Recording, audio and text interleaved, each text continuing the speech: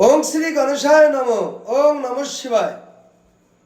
तो আমি আমার ভিডিওতে খুবই সংক্ষিপ্ত আলোচনা করতে চলেছি 14 মুখী রুদ্রাক্ষের গুণাগুণ সম্পর্কে।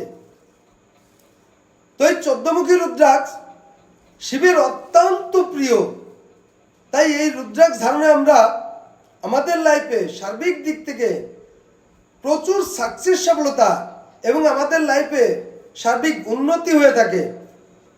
এবং এই 14 মুখী রুদ্রাক্ষ ধারণে আমাদের লাইফে সার্বিক বাধাবিঘ্ন এবং পাপনাশ হয়ে থাকে।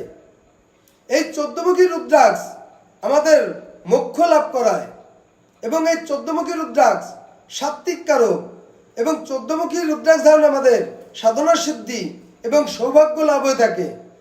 এই 14 মুখী রুদ্রাক্ষ ধারণে আমাদের রোগ শোক নাশ এবং আয়বৃদ্ধি হয়ে থাকে।